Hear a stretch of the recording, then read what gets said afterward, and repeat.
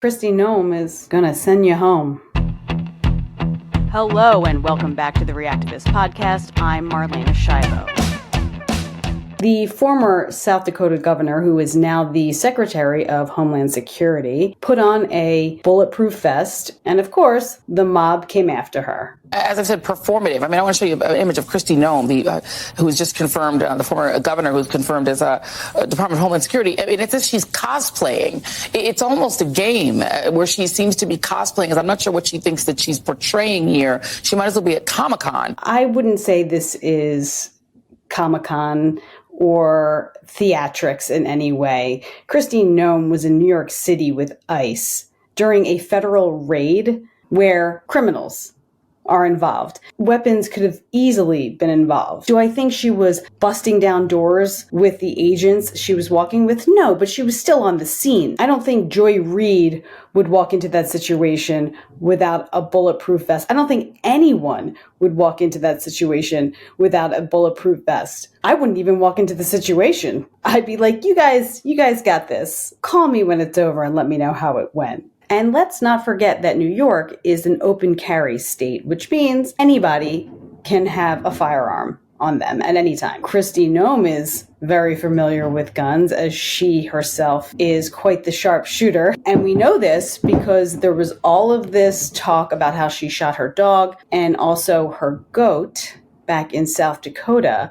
So not only is she dealing with gang members, she is also at risk for being attacked by animal rights activists. Now, I'm not saying animal rights activists would shoot her, but now that she holds a very powerful position as the Secretary of Homeland Security, and people are up in arms, no pun intended, about the removal of illegal immigrants, she's definitely a target of some kind. This is such a far stretch to say that this was Comic-Con or theatrics.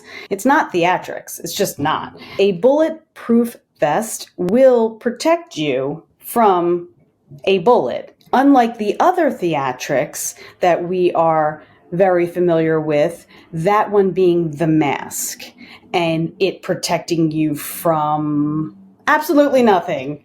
Absolutely nothing is the answer. If you said anything but absolutely nothing, you were wrong. There's your theatrics, Joy Reid.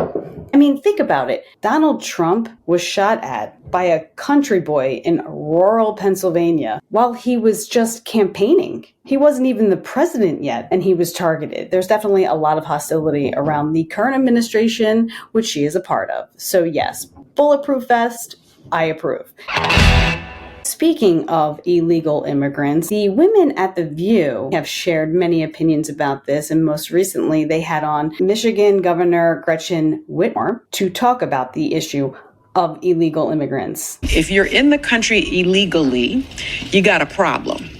So even undocumented immigrants with no criminal record are clearly being picked up and are at risk. Is this a fear tactic in your view, or is the plan to just get rid of every undocumented immigrant? This deportation isn't necessarily about illegal immigrants out of the gate. The first order of action is getting criminals who are here illegally out of the country. And then in terms of illegal immigrants, that's sort of like the next phase of all of this. So I feel like they're sort of mixing it all together. So few people really appreciate. Michigan actually has the biggest border crossing in the country. It is with Canada. Yeah. And as we think about the conversation, whether it is around immigration and our borders, or it is about tariffs, for instance. The southern border is really where the issues are. They're not talking about Michigan, and they're not talking about Canadians. I know that all illegal immigration is a talking point,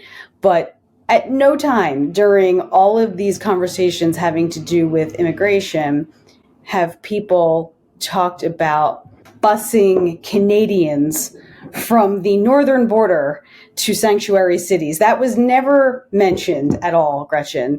And if it was, I apologize, but I don't ever remember that being something people talked about. An undocumented immigrant is not a criminal because he or she is undocumented. That is a civil offense. So to call people illegals is in and of itself I think, xenophobic and racist. No, it's not xenophobic. It's factual. If you do not have the proper documentation to be in this country, it doesn't make you a criminal, but it does make you, in fact, illegal. And it's a little weird for Sunny Hostin, of all people, to say or make that distinction. I think the average person, let alone an attorney, would know that anyone who is in any country without the proper documentation is in the category of illegal status.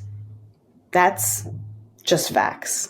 We have to not lose sight of the fact of what it's going to mean for the American citizen, too. Yes. When it costs, talk about increased costs on your blueberries. Agriculture is obviously something that will be affected when it comes to deporting people who are here undocumented and work in agriculture and pick these said blueberries. If you don't have enough people to pick blueberries, then your production will go down. So you'll produce less blueberries and there will be a shortage of blueberries, and therefore the cost of blueberries will go up.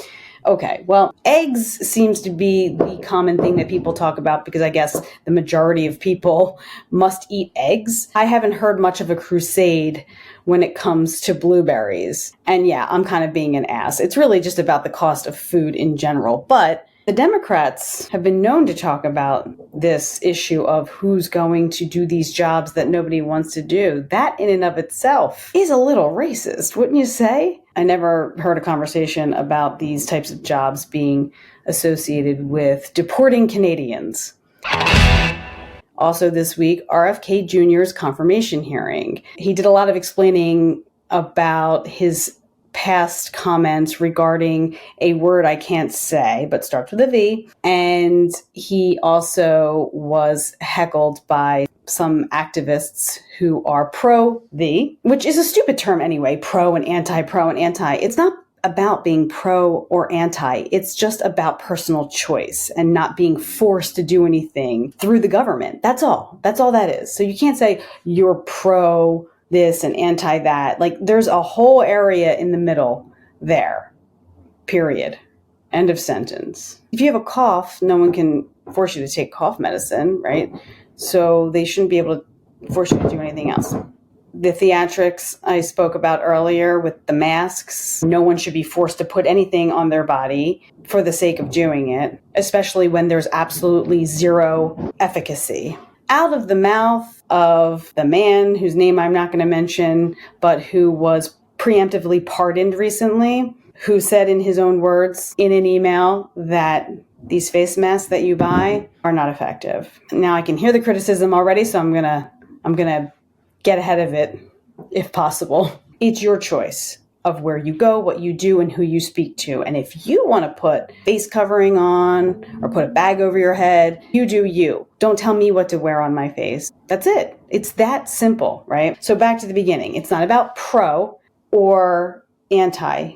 It's about choice. Let's say it all together. It's about choice. But anyway, Elizabeth Warren was not very kind when asked about RFK. I am concerned that Robert Kennedy poses a danger to our children and to the health of everyone in the United States. I can't imagine that she's talking about the fast food industry or that she is upset that RFK doesn't want pesticides and other chemicals in the food that we eat. I can't imagine that not wanting chemicals and pesticides in our food is putting people at danger. So she can't possibly be talking about that. It's not wrong to not want foods that are riddled with preservatives that have been sitting on a shelf in a grocery store or a convenience store for way too long, packaged in plastic, and the chemicals from the plastic are seeping into the foods themselves. I mean, I can't imagine putting anyone at risk for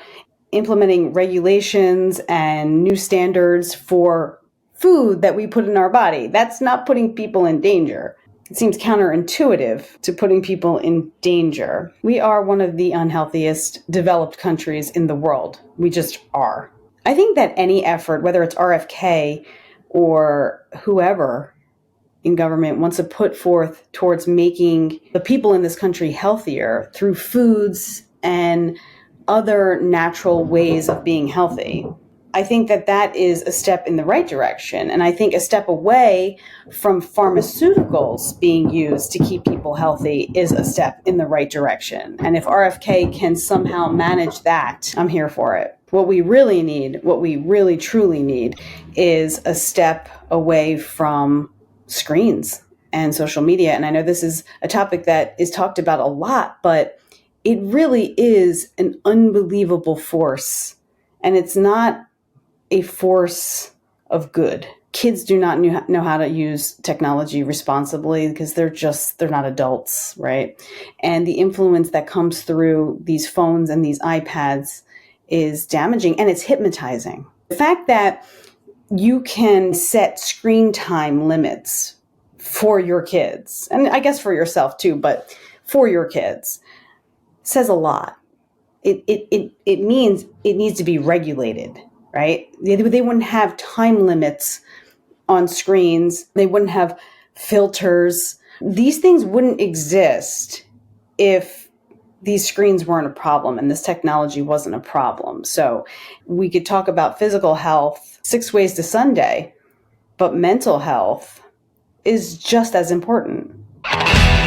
We're still in the first 100 days of Trump's administration, and there have been a lot of changes. The left is still very angry, that's for sure. So, the more things change, the more they stayed the same, I guess, in that regard. However, the one thing that's not staying the same is the White House press corps. That's right. The new White House press secretary for Donald Trump, Caroline Leavitt, made her debut, and she said that they are opening up the press room to non-traditional media, non-legacy media, because they recognize that no one's sitting in their living room watching CNN. A lot of people get their information, the younger generations for sure, get their information online. People who are influencers or have a platform like a podcaster, I'm going to put in my application. All of you people who say I'm MAGA, you should root for me